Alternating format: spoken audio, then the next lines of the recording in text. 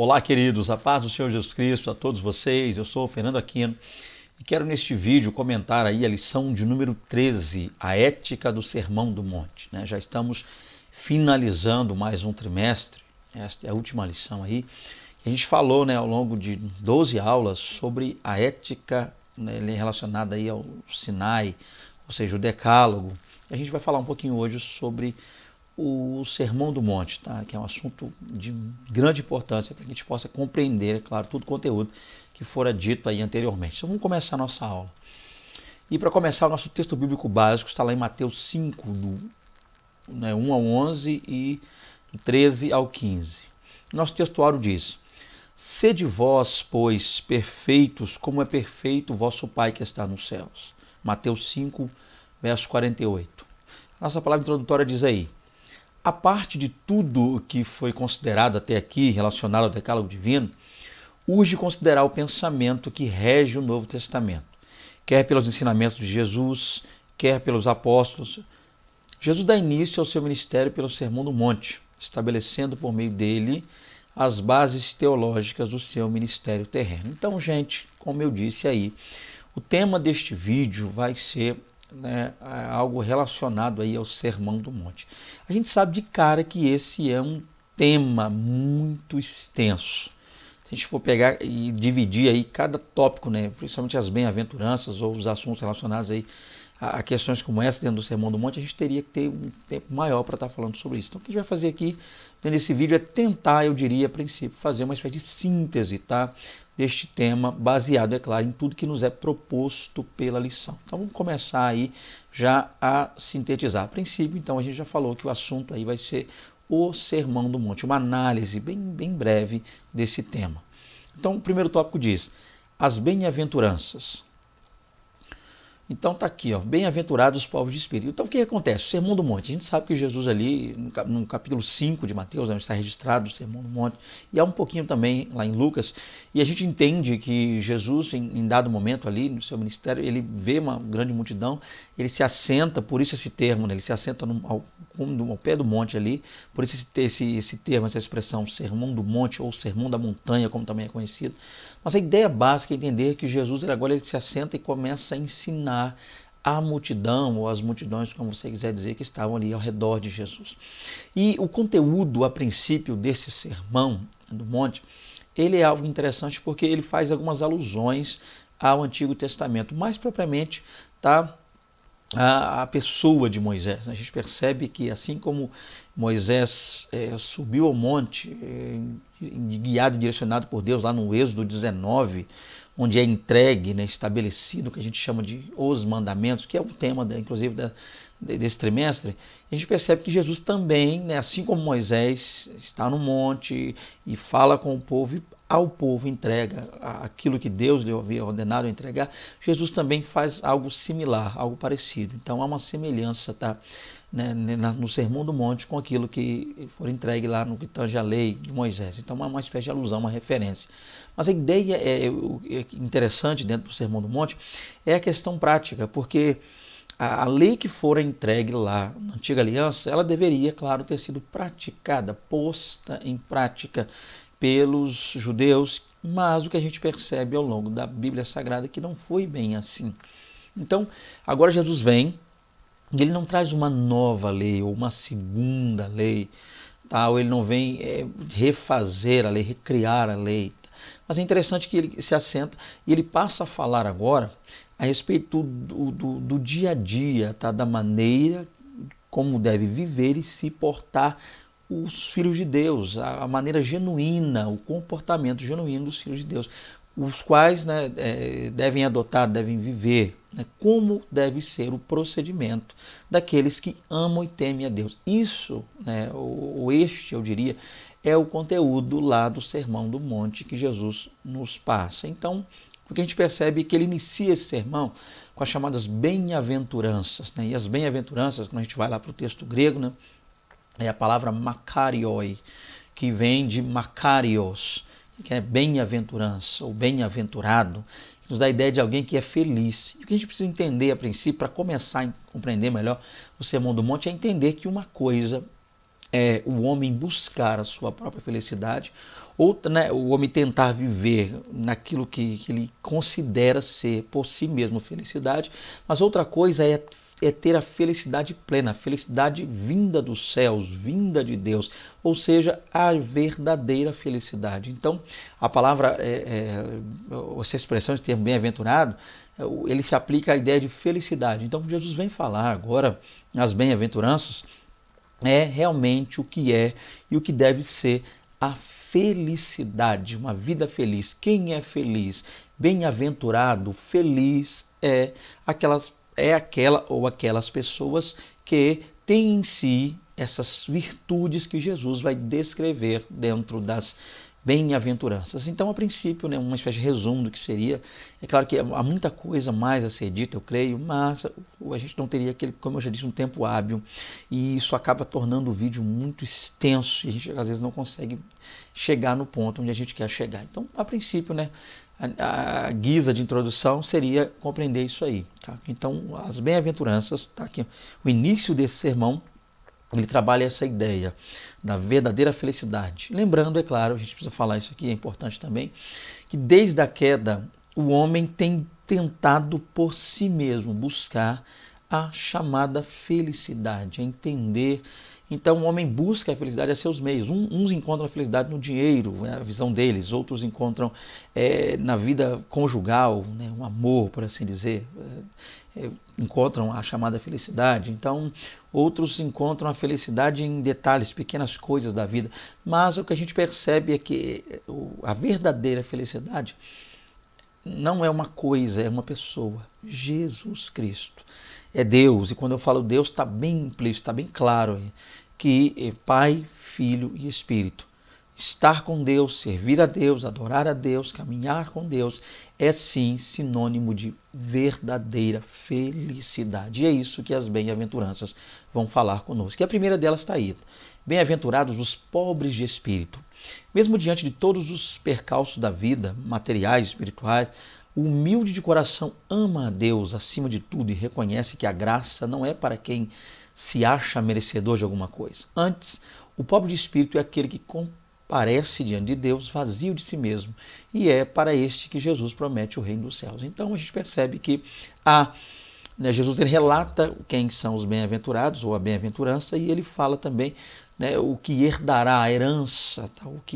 Como viverá, como será a vida de tal pessoa que tem a virtude descrita por ele. Então a primeira está aí, pobreza de espírito. O que seria pobreza de espírito? A palavra pobre ali, né, algumas traduções vão trazer humilde de espírito, então algumas traduções trazem pobre de espírito, outras trazem humilde de espírito. Então a tradução dessa palavra, no seu original grego, no seu contexto original, é a mesma palavra usada muitas vezes até mesmo no texto grego aí, bíblico, para mendigo, né, a pessoa que ela parcos recursos, pessoa que vive com parcos recursos. Mas é interessante porque a pobreza que Jesus está se referindo a ele não é uma pobreza material, tá? Uma pobreza de faltas de questões materiais. Mas essa ideia de pobreza de espírito aponta para alguém que reconhece em si mesmo que é dependente de Deus. É uma pessoa que não se considera autossuficiente, uma pessoa que não se vangloria, uma pessoa que não tenta estar acima de outrem. Então, a pobreza de espírito aí, é bom que se diga isso, é bom que se compreenda isso. Então, a pobreza de espírito, tá, é alguém em cuja vida existe uma ausência de autossuficiência. Tá? Uma pessoa que não quer ser melhor que ninguém, uma pessoa que sabe que depende de Deus, sabe que existe, né, sabe que permanece existindo por causa de Deus, que é a misericórdia de Deus. Então, pobreza de espírito aí, na visão passada por Cristo a nós, é aquela pessoa que em tudo depende de Deus. Em todas as circunstâncias da vida, essa pessoa, ela depende de Deus, ela tem essa dependência, ela vive por essa dependência. E depender de Deus, oh glória, que maravilha, né? Tal pessoa ou tais pessoas herdarão o reino dos céus. Olha que coisa maravilhosa aí. O segundo ponto a gente vai perceber aí, né? Bem-aventurados os que choram. Esse não é o choro de alguém que está no luto porque perdeu um ente querido. É o choro por si mesmo, pelos próprios pecados. São as lágrimas que o Senhor recolhe nos seus odres. O choro de tristeza o choro de tristeza segundo Deus. Então, outro ponto aí, o segundo, né? Baseado na lição ainda. A gente tem lá a segunda bem-aventurança é aquela onde Jesus diz: bem-aventurados os que choram. Olha que coisa tremenda. A gente precisa entender uma coisa. Ao longo da nossa vida, isso é meio que automático em nós. A gente passa toda uma vida praticamente lutando para não chorar, para não vir a chorar, porque nós temos a ideia de que o choro é algo ruim, que o choro denota tristeza, que o choro demonstra fraqueza, fragilidade, né, dor, angústia, amargura. Mas olha o que Cristo diz, ao contrário do que nós pensamos: bem-aventurados os que choram. E esse choro aqui é um choro bem específico, porque é alguém que demonstra, tá, sofrer por amor à obra. Alguém que demonstra sofrer por amor a outrem, a outras pessoas. É um choro da alma, é um choro não de tristeza, um choro de dor, de mágoa, de rancor, de ódio, de ira, de lascívia, de outras coisas, prostituição. Não, é um choro, todo ele, é externar um sentimento que está no coração voltado ao amor a Deus, ao amor ao próximo. E essas pessoas que choram por esses motivos, essas pessoas que choram pelo próximo, essas pessoas que choram pelo reino, pelo evangelho, essas pessoas que choram pelas almas, pelas vidas, essas pessoas que choram e clamam por um renovo, essas pessoas que choram por sua salvação, por adentrarem o céu, tais pessoas são bem-aventuradas. Olha que coisa maravilhosa, tá? E eu vou estar aqui com vocês acompanhando na Bíblia. Eu vou pegar a Bíblia aqui para a gente dar uma acompanhada nesses pontos aqui bem interessantes. Então, vamos lá, continuando aqui. Bem-aventurados os mansos. Manso é todo aquele que possui um espírito gentil. Todos são capazes de reconhecer que possuem falhas e pecados, mas ninguém dá a outra pessoa o direito de apontá-los. É nessa hora de acusações, perseguições e injúrias que a mansidão permite ao homem ser visto pelos demais como Deus o vê. Então, outra bem-aventurança, a mansidão. Ser manso. A gente quando fala de mansidão, né, muitos exemplos na Bíblia. Moisés é um grande exemplo de mansidão. O próprio Cristo, o maior de todos os exemplos de mansidão. O apóstolo Paulo também, um homem que foi aprendendo com o tempo a ser manso. No início era bem difícil ainda para ele lidar com essas coisas, mas o tempo, a vida, o evangelho, o sofrimento moldou o caráter de Paulo. E é interessante entendermos isso, gente. Ser manso. O que é ser manso? É necessário entendermos que a mansidão aí não está ligada àquela pessoa que é uma pessoa apática, uma pessoa que é sem vida, uma pessoa sem vigor, uma pessoa que não age, muitas vezes, quando necessário, que há momentos, eu estou falando de agressão física e coisas do tipo, não, eu estou falando de agir, fazer algo, sair da inércia. Então essa mansidão aponta para aquela pessoa o seguinte, que é aquela pessoa que não busca ter, ela não luta por ficar eu colocaria justificando, uma pessoa que não fica buscando justificativa, tá? Uma pessoa que nem sempre está buscando tentar explicar as coisas, mas é alguém que com a direção de Deus recebe as coisas e age com mansidão, age com calma. Uma pessoa que está sempre procurando se defender, tá? Uma pessoa que por amor do evangelho ela sofre aquilo a fim de que outras pessoas, né, venham ser abençoadas, a fim de que não se agrave uma situação, a fim de que não haja uma guerra, uma briga ou algo pior. Esse é o manso, esse é o caráter do manso, tá? Quando confrontado, tal pessoa sabe lidar com isso, a fim de evitar com que essa questão venha se agravar ainda mais, gerar um problema maior. Então nós precisamos compreender isso aqui, tá? Mansidão, e é também um dos frutos do Espírito. E Jesus diz que os mansos, olha que coisa linda, bem-aventurados os mansos. Vamos lá para a Bíblia Sagrada, né? Bem-aventurado os mansos, porque herdarão a terra. Então, aquelas pessoas mansas, as pessoas com esse caráter de mansidão, não diria só calma, não, mas ser manso não é nem sempre ser calmo, é ser cauteloso e agir na maneira certa, na hora certa. Isso é mansidão. E as pessoas que assim procedem herdarão a terra. Coisa linda. Continuando aqui, bem-aventurados os que têm fome e sede de justiça. Para retratar uma necessidade espiritual, Jesus usou a ilustração da fome e da sede, algo que devia ser comum para aqueles com quem ele falava. Sua prioridade era o reino de Deus e sua justiça. E nessa bem-aventurança ele queria ensinar que são felizes os que anseiam em sua alma pela justiça de Deus, assim como desejam alimento que sustentam fisicamente o homem. Então, é interessante, a gente sabe, a princípio, né, que Jesus está falando, ele está dando exemplo, né? Ele usa duas palavras que estão atreladas a necessidades básicas, inclusive as necessidades vitais. A fome está atrelado a nos alimentarmos, a fim de não morrermos de inanição, e a sede, né, também, que está também relacionada à nossa nutrição, a nos nutrirmos. São coisas fundamentais, né? A gente não viveria, o nosso corpo não suportaria hoje viver sem nos alimentarmos, tá? Sem comer e sem beber água. Então, olha que coisa maravilhosa e interessante. Jesus está dizendo: bem-aventurados, ou seja, felizes, aqueles que têm fome, mas olha o texto aí, não é de comida e sede, mas não de bebida, mas de justiça. Olha que coisa tremenda. Então, assim como a gente anseia e precisa, como não só o nosso organismo, mas a nossa alma por completo, o nosso ser por completo, tende a buscar as questões que são vitais para nosso fortalecimento, né? A nossa subsistência, também nós devemos ter tais sentimentos atrelados à justiça. Amar a justiça, ansiar pela justiça, procurar a justiça, buscar a justiça, é melhor ainda vivermos na justiça, sermos justos e vivermos pela justiça. Então, a justiça é algo que deve estar entranhado, né, emaranhado dentro de nós. Olha que coisa maravilhosa, tá? Então, nós precisamos aí buscar a justiça, como Jesus Cristo disse lá no sermão.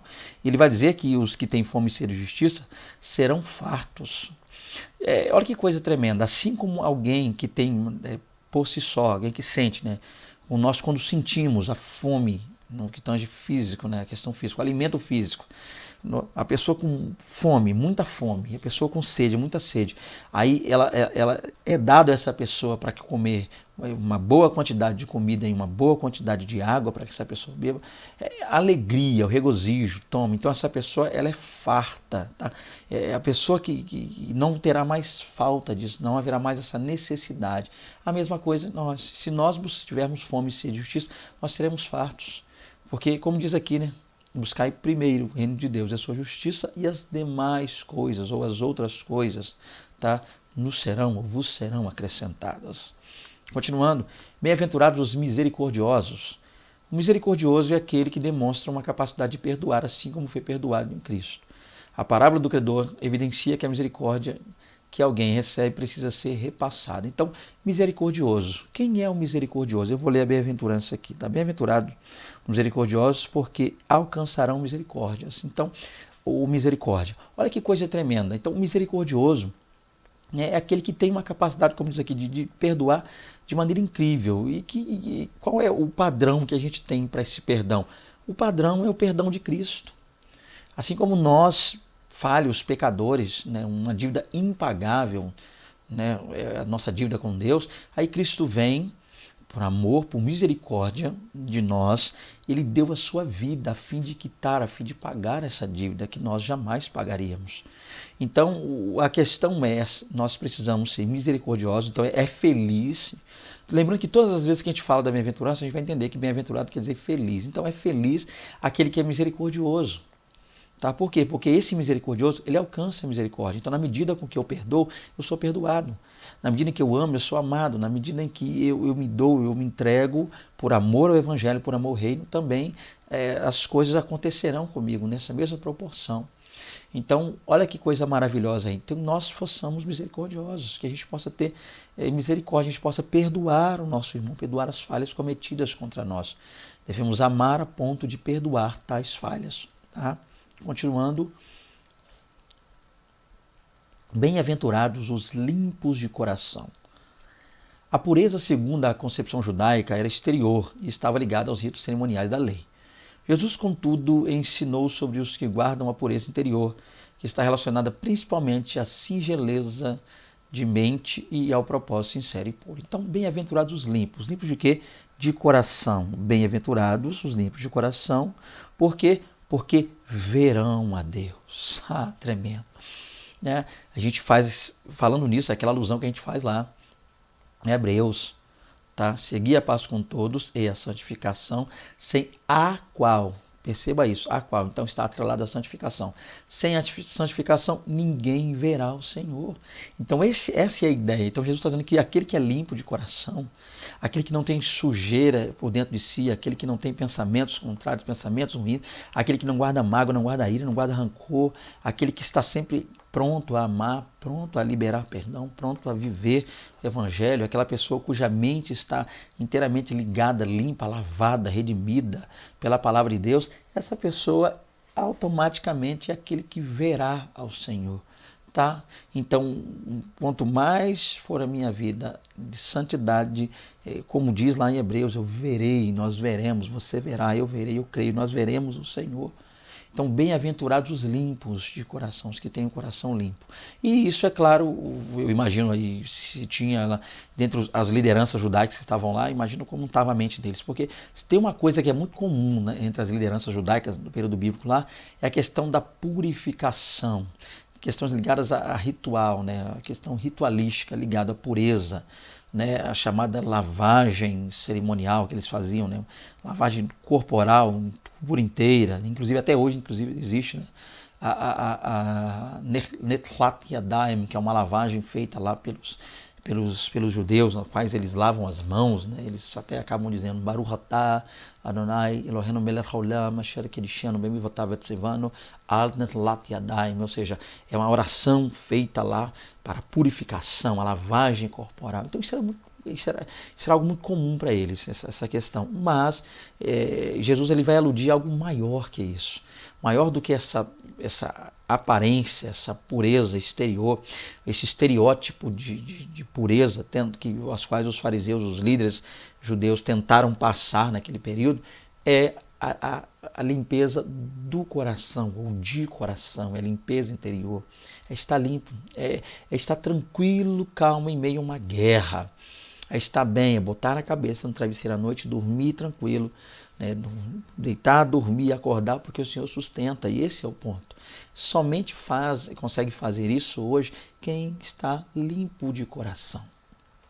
Bem-aventurados os pacificadores. Os pacificadores não são apenas pessoas que vivem em paz, mas são as que levam a paz aos homens, promovendo a reconciliação entre eles e Deus e também entre os homens. Então, pacificadores. Felizes são os pacificadores. Vamos ver isso aqui também, continuando aqui na Bíblia. Vamos lá. Bem-aventurados os pacificadores, porque serão chamados filhos de Deus. Então, os pacificadores. O que é pacificar? A gente entende o seguinte. Pacificador não é aquela pessoa que está sempre fugindo de uma confusão. Tá? Surgiu que está pintando uma confusão, ele foge. Não, porque eu sou da paz, eu não gosto de confusão. Então, mas o pacificador não é algo só passivamente falando, é algo também ativo. Principalmente ativo, é aquela pessoa que leva a paz. É aquela pessoa que ao chegar no ambiente, ela procura sempre trazer nesse ambiente a paz. Que paz é essa? Não a paz do mundo, mas a paz de Cristo, a paz que o Senhor nos dá. A paz verdadeira, a paz genuína, a paz gloriosa, a paz de Cristo Jesus. Uma pessoa que ela tenta sempre... Se porventura ela entrar numa confusão, não vai ser para puxar para um lado ou para o outro. É uma pessoa que vai entrar para resolver, para apaziguar, para trazer entre ambos os lados a paz. Esse é o ponto interessante. Jesus falou que esses aí, que maravilha, né? Os pacificadores, então bem-aventurados, são felizes.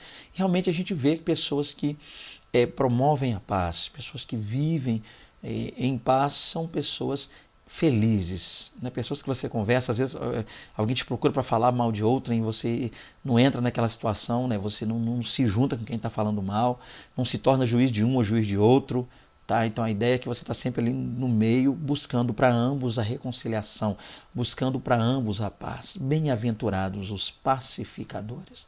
Bem-aventurados os que sofrem perseguição por causa da justiça.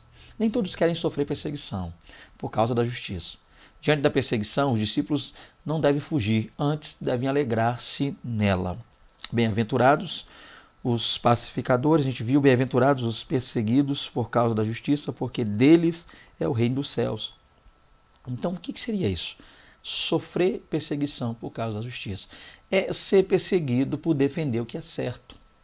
Há pessoas que às vezes sofrem por isso, às vezes a gente acaba sofrendo, tá? Mas por mais que a gente sofra aqui na terra, é viável, é louvável, é bom, é justo e é correto defender a justiça, a retidão, tá? Aquilo que Deus nos ensinou como palavra. Então, às vezes, a gente vai passar uma espécie de problema, de adversidade com um ou outro, ou outros, né? Eu até diria também, por estar defendendo a justiça, defendendo o que é certo. E a justiça aqui, ela é referente, né, ao reino de Deus, à palavra de Deus, aquilo que é correto.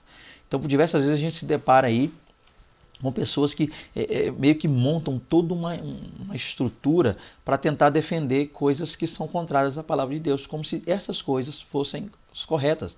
Vivemos um tempo de inversão de valores. Se a gente não tomar cuidado, se a gente não vigiar, a gente acaba às vezes nos bandeando para esse lado e a gente acaba sendo o contrário. A Bíblia é contrária à nossa fé, contrária à palavra de Deus e contrária ao Deus da palavra, por achar que o que as pessoas, por serem elas a maioria e por apresentar o chamado politicamente correto, a gente às vezes acaba caindo nesse laço e se voltando até mesmo contra a palavra de Deus e abandonando a nossa fé. Mas sabe, Jesus disse, felizes ou bem-aventurados os que sofrem, tá? Vale a pena sofrer e até ser perseguido, mas por quê? Por causa da justiça, né? Então não estou falando de a gente sofrer e ser perseguido por coisas assim, vãs, coisas que não competem, coisas que às vezes são... Tem pessoas que se consideram perseguidos por coisas tão supérfluas, tão ínfimas, tão bobas. Tá? E essa perseguição que Jesus falou não é aí o bem-aventurado, não é aquele irmão que é um outro, é contrário a você na igreja, você é sendo perseguido nesse lugar ou perseguido por um líder, não é isso aí não. Perseguido por causa da justiça, tá? Se alguém te olhou torto onde você reúne, a igreja onde você congrega, eu não sei, e você está se achando aí sofredor, perseguido, que não é isso que Jesus está falando não, tá? Uma questão aí bem maior. Então, bem-aventurados os que sofrem perseguição por causa do quê? Da justiça. Segundo tópico, vamos lá, o testemunho cristão. O ser sal da terra. O sal conserva a carne e dá sabor à comida. Ele faz a diferença, da mesma maneira que o cristão tem de chamar a atenção do mundo pelo testemunho de Jesus. O sal, apesar disso, pode tornar-se insípido, perdendo o seu valor. Então Jesus, em um dado momento lá do sermão, Jesus agora, primeiro ele começou a falar das bem-aventuranças, ou seja, como deve ser o caráter, como deve ser o ser, tá? A intenção, o pensamento que deve, a linha que deve reger o pensamento do Filho de Deus, do cristão, daquele que ama o Senhor, daquele que realmente é eu colocaria aí, um súdito do reino do Senhor. Agora ele começa a dar uns exemplos interessantes, ele vai falar sobre o sal da terra. Então, gente, sal. Para entender esse contexto do sal, é bom que a gente analise o sal no nosso dia a dia, no nosso cotidiano. E tem muitas coisas que eu não teria tempo hábil de falar. O sal, a gente sabe que o sal geralmente é algo que a gente utiliza para dar sabor. Ele aparece no nosso dia a dia, ele está sempre presente na nossa vida, todos os dias, na nossa casa, faz parte da nossa alimentação. E o excesso dele é ruim, a falta dele também é ruim, então ele tem que estar de acordo, e a gente, tudo isso aí somos nós com o sal. Olha que coisa maravilhosa. Então o sal tempera, o sal dá sabor, o sal dá gosto às coisas, tá? Olha que coisa maravilhosa. Mas a gente percebe também o seguinte, que o sal aí, como ele disse também, ele pode ser insípido, né? Perder o seu sabor.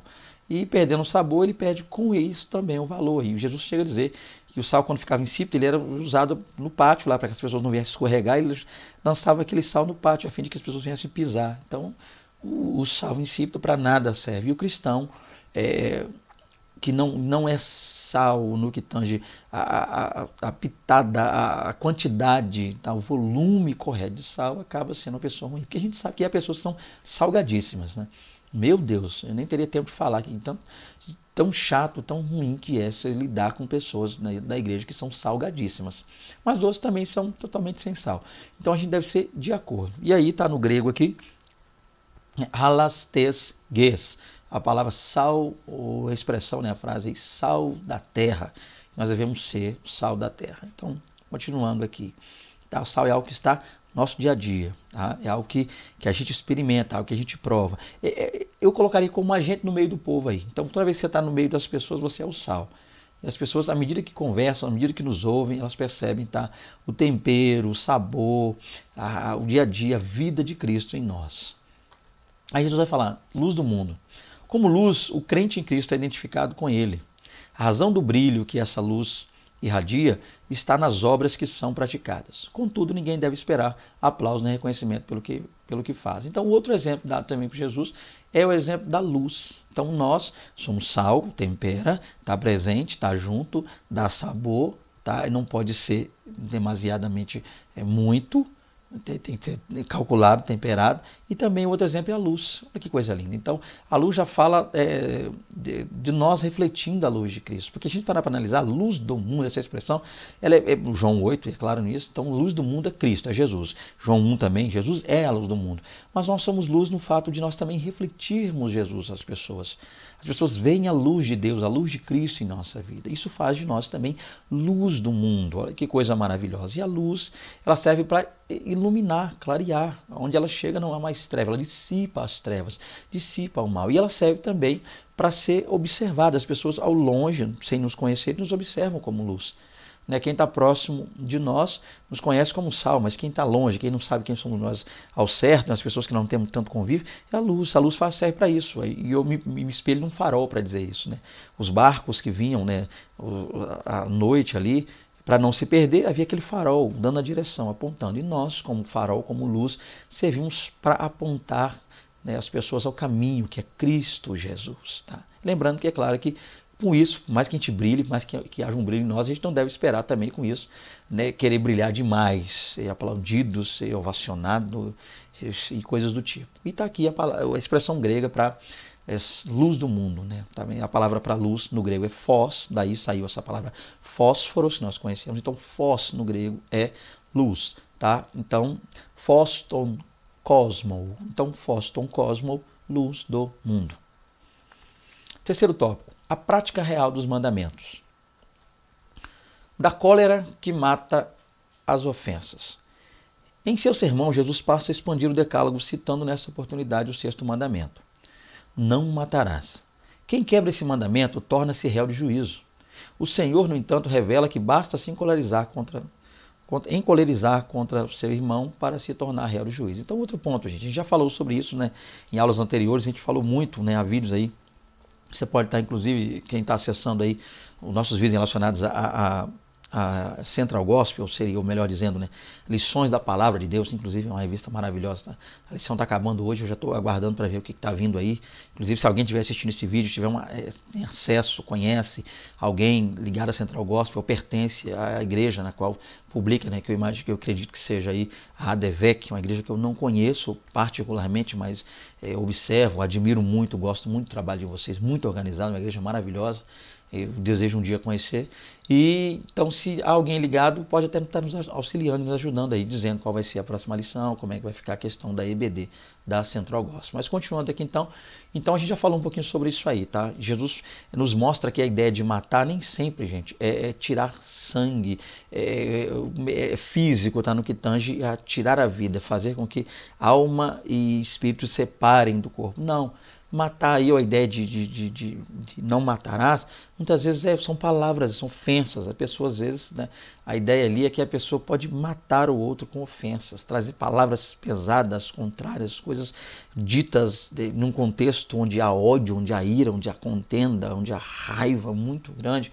É a mesma coisa de matar, assassinar seria o ponto. A gente falou sobre isso em mandamentos anteriores. É só você procurar na nossa playlist e lá eu explico mais detalhes. Continuando aqui, a reconciliação precede o culto.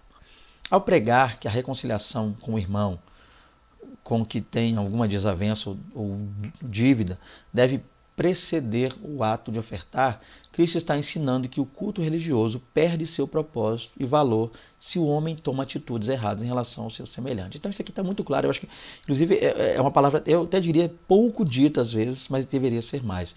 Quando Jesus disse que quando eu tiver para ofertar, tiver prestes a ofertar, e nesse momento que eu estiver ofertando, houver um problema entre meu irmão e eu, que eu deixe a minha oferta antes, não a deposite, vá lá, me reconcilie, me conserte com ele, nós nos acertemos, para que após isso, para que posteriormente a isso eu possa ir lá e ofertar. Tá apontando que muitas vezes a gente faz essa questão se ofertando, dizendo que está com o coração limpo, voltado a Deus, quando na verdade há empecilhos, há problemas. Então, mais importante às vezes do que eu me apresentar, ou eu apresentar, melhor dizendo, uma oferta ao Senhor, tá, no que tange questão material, ou dar ou doar algo à obra de Deus, mais importante isso é que eu leve essa oferta, mas já com perdão no coração, que esteja limpo de coração, que não haja problema entre mim e ninguém, entre meu irmão e eu, que haja reconciliação, que haja amor, que haja paz. E deveria ser esta, é claro, uma palavra pregada, né? Eu não sei como ficaria em alguns lugares a questão da oferta, mas ainda assim é Bíblia, é Cristo, é Evangelho, é reino. Nós precisamos trabalhar o fato de que as pessoas precisam aprender a se reconciliar, a se perdoar, a fim de conviverem bem umas com as outras. De volta à ética do decálogo. Em seguida, o sermão se volta para o 7º mandamento: não adulterarás. É exatamente aqui que Jesus expande o conceito de adultério, tirando-o da esfera acional ilimitada e unindo ao 10º mandamento: não cobiçarás. Então, a ideia clara é que de adultério levada e vivida pela antiga aliança, né, pelos hebreus, como você quiser falar, judeus e israelitas, porque há tempos, né, com essas nomenclaturas, elas são relacionadas a tempos. Mas para nós aqui, o interessante é entender isso. Então, o povo judeu, tá, da antiga aliança, trabalhou muito essa ideia do adultério no que tange a questão ligada a flagrante. Então, para ser considerado realmente um adultério, era necessário que houvesse um flagrante. E com junto a esses flagrantes, testemunhas. Mas Jesus ele eleva isso ainda mais. Ele vai dizer que adultério não é só o ato em si, não é só o ato consumado, tá? A conjunção carnal, mas o adultério é o olhar, muitas vezes, cobiçoso, tá? O pensamento, muitas vezes, voltado a uma outra pessoa que não é nosso cônjuge. Isso aí é adultério. Então, olhar, cobiçar. Isso tem gerado muita coisa, porque tem gente que tem dito, não, o que Jesus disse é o seguinte: você pode olhar uma vez, mas não pode olhar duas. Pessoas que transformam isso em matemática. Então, a pessoa pode olhar uma vez para outra pessoa do sexo oposto, que não é cônjuge, ou seja, uma pessoa casada pode olhar uma vez para uma pessoa e não pode olhar a segunda. E gente com isso acaba olhando a primeira, mas o primeiro olhar é aquele olhar onde a pessoa... Tem gente que demora 20 minutos do primeiro olhar para não ter que olhar o segundo. Então não é isso. Jesus não quer dizer que tem que olhar uma vez e não pode olhar a segunda. Não é uma matemática de quantidade de olhar. É a intenção por trás do olhar. Esse é o negócio, esse é o ponto, tá?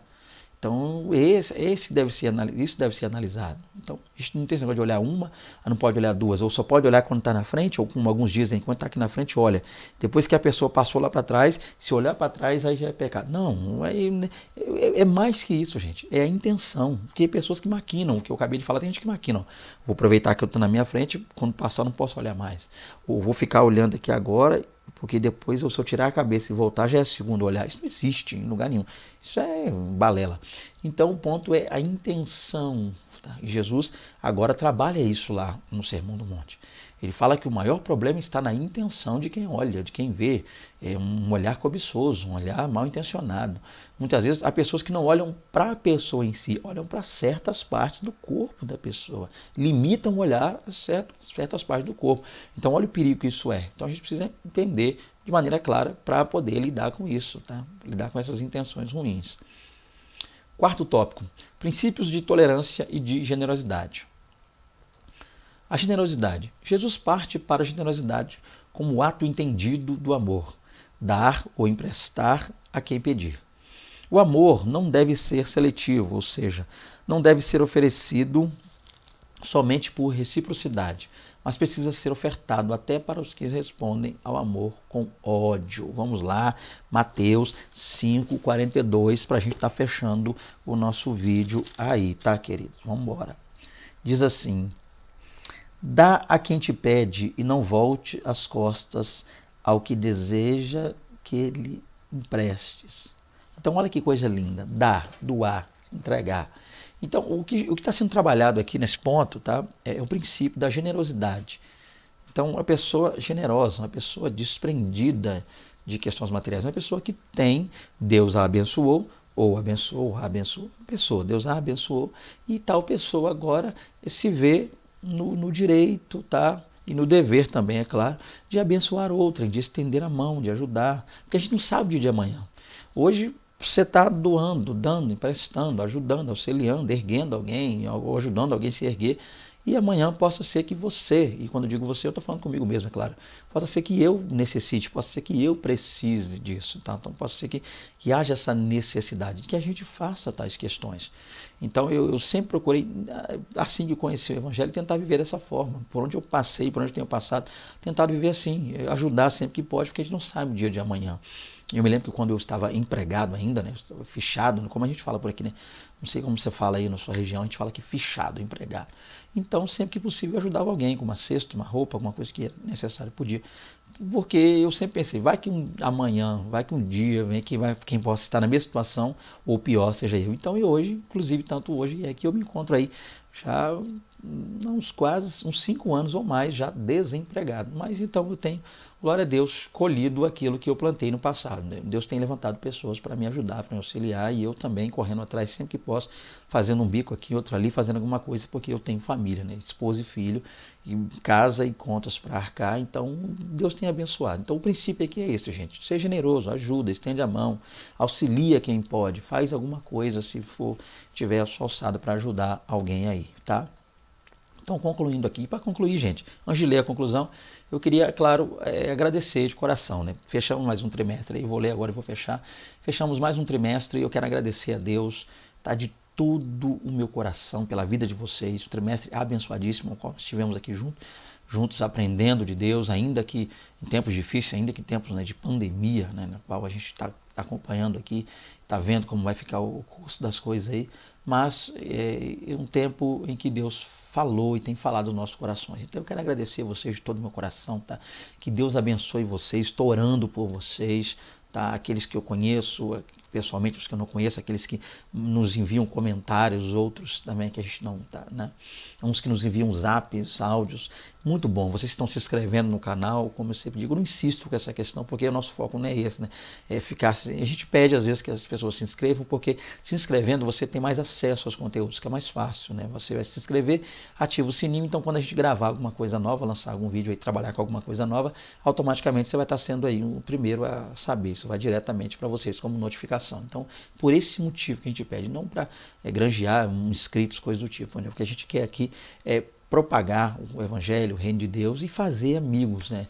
Irmãos e amigos em Cristo. Então, esse canal também tem sido, eu quero louvar a Deus, porque esse canal também tem sido de Deus uma porta para que eu faça amigos. Então, estamos aí. E se um dia, querido, quando tudo isso passar, se você sentiu o desejo de nos contactar, né? O meu contato vai estar aqui para vocês no finalzinho do vídeo, eu sempre coloco aí, tá? Então, que a gente possa continuar amigos em Cristo Jesus, eu orando por vocês, orando por mim, por minha família. E vamos ler aqui a conclusão para fechar. Não se pode negar que há plena conexão entre os 10 mandamentos e o Sermão do Monte, proferido por Jesus, no qual, com sua autoridade divina, ele corrige as distorções feitas na interpretação das leis, reiterando a superioridade da nova aliança sobre a antiga aliança e a importância de seus seguidores obedecerem às Escrituras. Que o Senhor ajude a sua igreja a cumprir seus ensinos para louvor da glória de Deus. Então tá aí, mais uma aula, mais um trimestre, tá? Que Deus em Cristo nos abençoe. Eu agradeço, né, ainda que de maneira, eu não colocaria tão direta, mas eu louvo a Deus, tá, pela vida de toda a equipe, tá, gente? Estou orando aí, nesse tempo de crise e adversidade, por toda a equipe da Central Gospel, editora. Muito obrigado por vocês proporcionarem para nós um material tão bom, tão maravilhoso, tão edificante. Eu digo isso, tá, gente, sem demagogia nenhuma, como minha casa, como minha família, como nós estamos sendo e temos sido, tá, edificados por esse material de vocês, né? Eu comentei a revista lá, Lição do Espírito Santo, comentei essa aqui também e pretendo, assim que eu tiver um parecer, como vai ser a próxima revista ou não, porque aqui na minha região, onde eu moro, a gente ainda não está conseguindo ter acesso à revista. Eu tentei, né, uma luta muito grande para conseguir comprar essa revista, foi uma dificuldade que só Deus, e até agora não tem nem sinal da revista nova. Então, se alguém ligado, peço mais uma vez, a editora Central Gospel, sentir de Deus, for tocado no coração, para entrar em contato conosco, para me explicar o que vai acontecer, qual vai ser a revista, como vai ficar, desde já eu agradeço, porque eu quero sim continuar, enquanto eu viver, continuar comentando essa revista tão maravilhosa, que é a revista Lições da Palavra de Deus. A paz do Senhor Jesus a todos vocês, até a próxima aula, fique com Deus, amém.